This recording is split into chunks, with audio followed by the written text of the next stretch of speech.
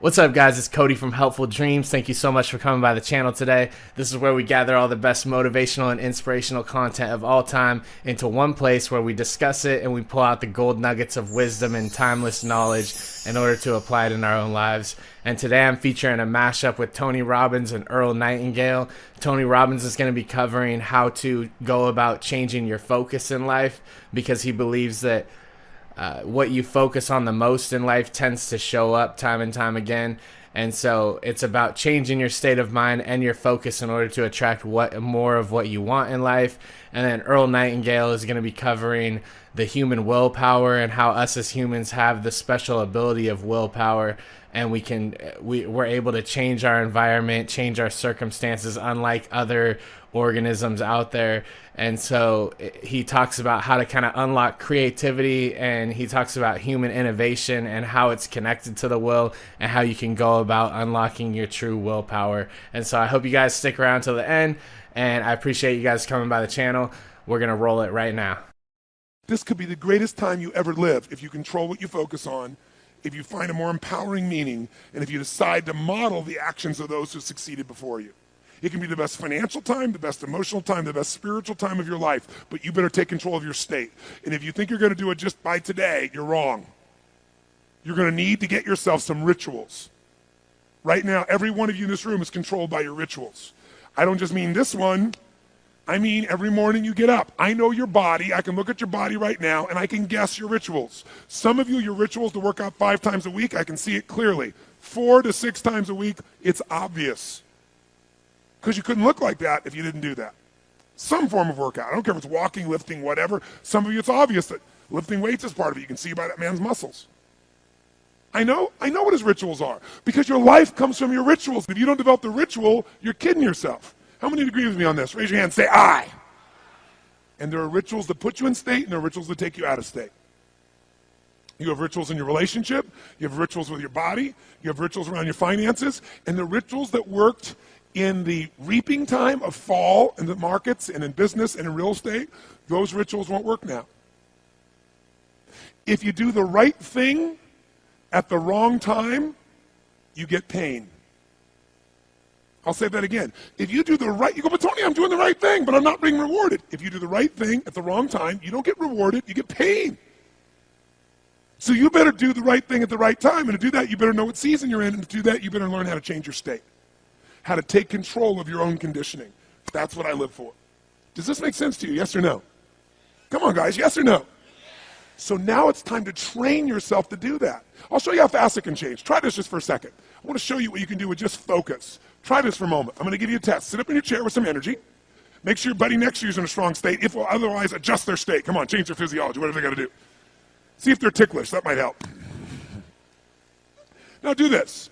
I want you to look around this room right now and find everything in this room that you can find that is brown as fast as you can. Look for brown, look for brown, look for brown, look for brown.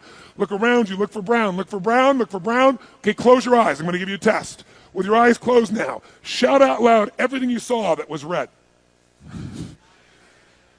If you see a lot more brown right now than red, say yes. Open your eyes. Look for red now. I want you to really look for red. Look for red, look for red, look for red. Anything you can find that's red, look for red. All around you, look for red. Raise your hand if you found more red this time and say I. Why did you find more red this time? Because seek and you shall. That's right. Whatever you focus on, you're going to find it. In fact, let me tell you something. You'll even find it when it's not there. How many saw burgundy, called it red, just so you could have more things you counted? Raise your hand, say aye, come on. See, whatever you're looking for, you're going to find. So if you want to change your life, my friends, you've got to change your physiology and you got to change your focus. By the way, how fast can you change that stuff? How fast, my friends? How fast? How fast? Come on. In a heartbeat, once you rechange your conditioning. That's all you got to do. And you can do it fast. You can do it with a question or two. Try this right now. Answer this question in your mind and be honest. What in your life today, if you wanted to be, could you feel proud about right now? If you wanted to feel proud, if you didn't feel like, I shouldn't be proud, if you wanted to feel proud, what could you be proud of in your life today? Your children, your health, your body. Is there a problem you faced?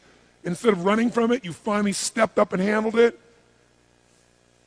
What could could you feel proud of in your life today if you wanted to feel proud?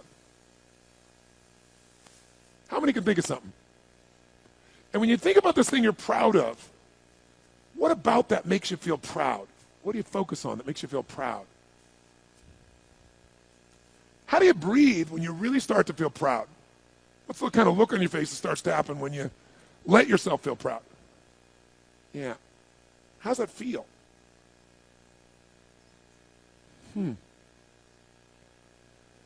Think of another area of your life. Think of an area of your life that you're grateful for.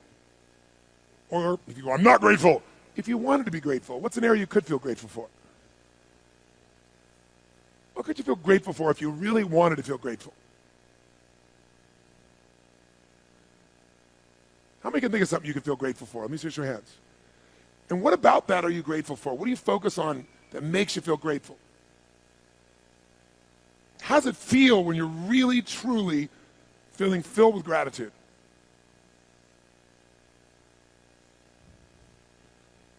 Here's one.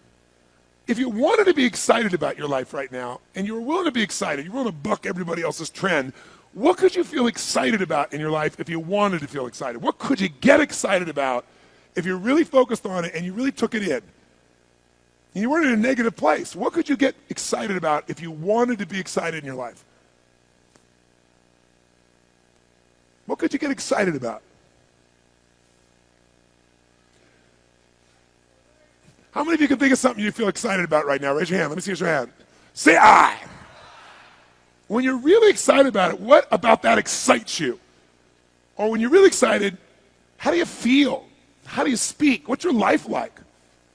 By the way, when you're excited, does it tend to touch other people? Yes or no? Absolutely. By the way, do people have a tendency, who feels different right now than just even a couple moments ago? Raise your hand and say I. Why? Because focus is controlled by questions. If you ask a different question continuously, not once, continuously, you will get a different answer. If you ask a lousy question, you get a lousy answer and a lousy state. Somebody says, why does this always happen to me? It doesn't always happen to you, but the brain's like a computer. Ask it a question, it'll have to come up with an answer because you deserve it, you idiot. Someone will say, how come I can never lose weight? You can lose weight, but if you keep saying, how come I can never lose weight, the brain's got to come and answer. It goes, you're a pig. Lousy questions create what? Lousy answers. Ask a better question, get a better answer. Now here's what I want you to get. I want you to get that you can change your state. How fast, guys? How fast? How fast? And if you get the habit of doing it, you'll have a different life. If a man from a previous civilization, an ancient Greek, let us say, or a Roman, suddenly appeared among present-day humanity, his first impressions would probably lead him to regard it as a race of magicians and demigods. But were he a Plato or a Marcus Aurelius and refused to be dazzled by the material wonders created by advanced technology, and were he to examine the human condition more carefully, his first impressions would give place to great dismay. He would soon notice that, though man has acquired an impressive degree of power over nature, his knowledge of and control over his inner being is very limited. He would perceive that this modern magician, capable of descending to the bottom of the sea and projecting himself to the moon, is largely ignorant of what's going on in the depths of his unconscious, and is unable to reach up to the luminous superconscious levels and to become aware of his true self. This supposed demigod, controlling great electrical forces with the movement of the finger and flooding the air with sound and pictures for the entertainment of millions, would be seen to be incapable of dealing with his own emotions, impulses, and desires. So writes Dr. Roberto Assagioli in his excellent book, The Act of Will, a book I suggest you obtain and read and reread. He goes on to say, as several writers, Toynbee among them, have pointed out, this wide gulf between man's external and inner powers is one of the most important and profound causes of the individual and collective evils which afflict our civilization and gravely menace its future. Man has had to pay dearly for his material achievements. His life has become richer, broader, and more stimulating, but at the same time more complicated and exhausting. Its rapidly increasing tempo, the opportunities it offers for gratifying his desires, and the intricate economic and social machinery in which it has enmeshed him, make ever more insistent demands on his mental functions, his energy, his emotions, and his will. For convincing evidence of this, it would suffice to observe the day of the average businessman or politician or career woman or housewife. The individual often lacks the resources to cope with the difficulties and pitfalls of this kind of existence. His resistance may crumble in the face of the demands, the confusions, and the enticements it imposes.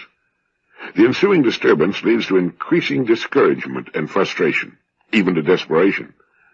The remedy for these evils, the narrowing and eventual closing of the fatal gap between man's external and his inner powers, has been and should be sought in two directions: the simplification of his outer life and the development of his inner powers.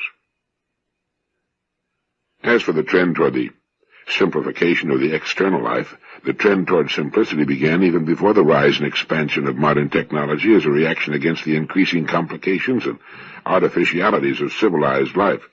Its greatest exponents have been Jean-Jacques Rousseau, with his appeal for a return to nature, and our own Thoreau, who renounced the benefits of civilization and withdrew to lead the solitary, simple life which he described so ably in Walden, which we recommended in Direct Line 7. Recently, disillusionment with the so-called blessings of technological achievement has exploded into extreme and increasingly bitter indictments of the whole structure of modern civilization, into a wholesale rejection of our present way of life. Up to a certain point, the simplification of life is feasible and desirable.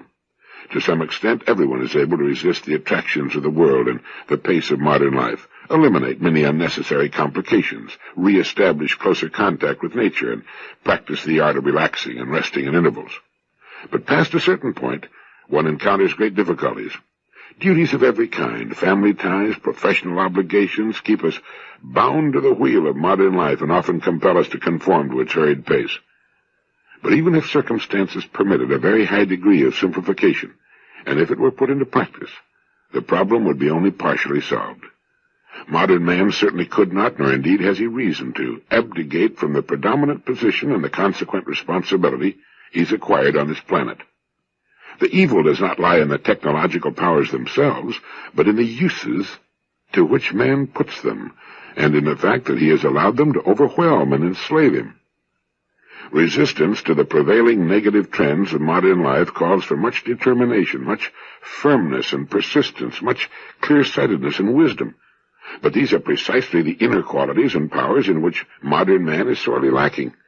So we're led to the necessity of recourse to the second procedure, the development of man's inner powers. Only the development of his inner powers can offset the dangers inherent in man's losing control of the tremendous natural forces at his disposal and becoming the victim of his own achievements. A vivid realization that this is indispensable for maintaining the sanity and indeed the very survival of humanity, that only thus can man fulfill his true nature, should spur him on to tackle this task with an intensity of desire and determination equal to that which he has previously devoted to his external attainments.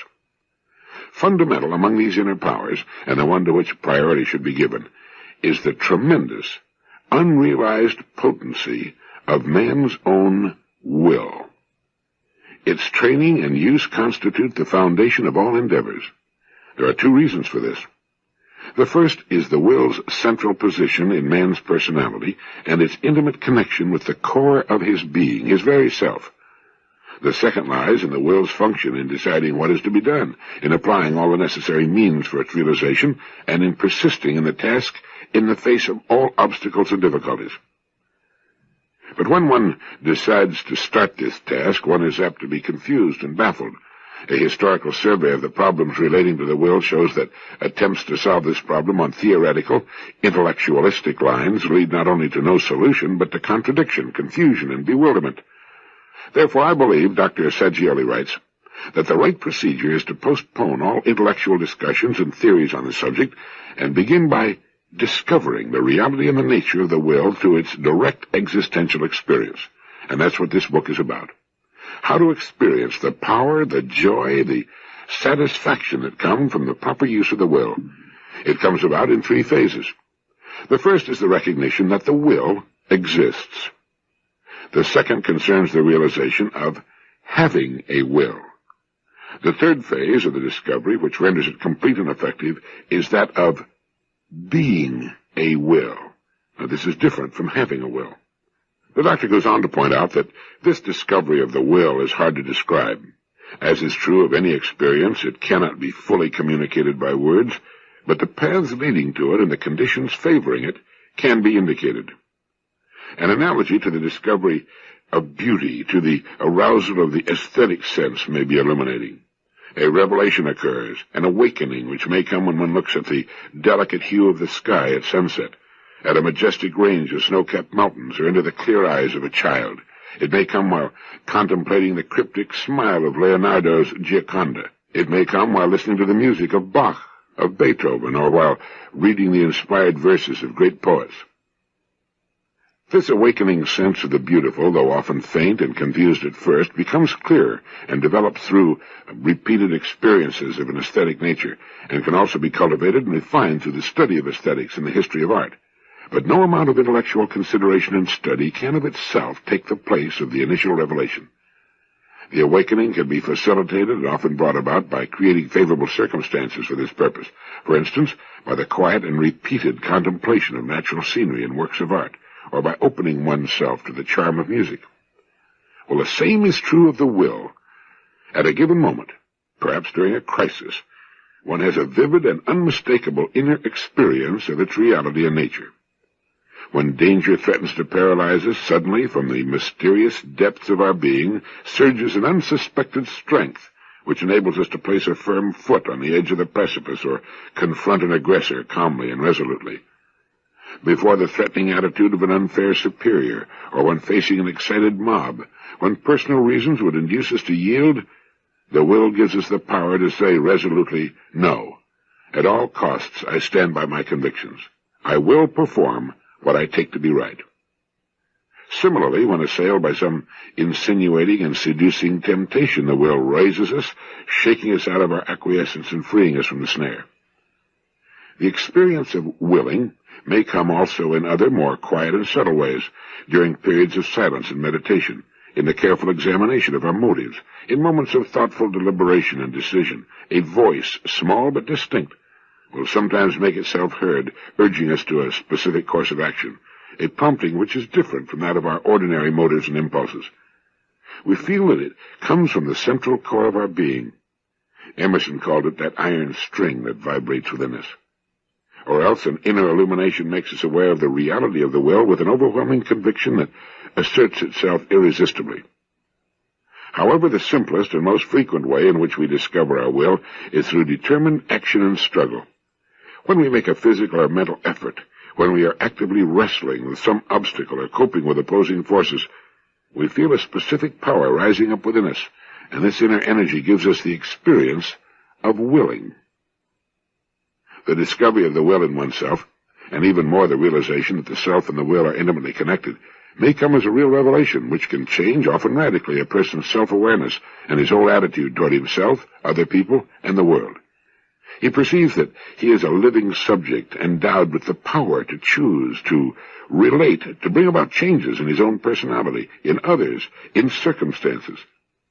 This enhanced awareness, this awakening and vision of new, unlimited potentialities for inner expansion and outer action gives a new feeling of confidence, security, joy, a sense of wholeness. I hope you're beginning to get excited about the act of will. I recommended it to my radio listeners also. It helps us discover who we are by becoming conscious of more of our true powers. It helps us grow toward transcendence, of connecting up with that power, that ultimate mystery that flows through everything.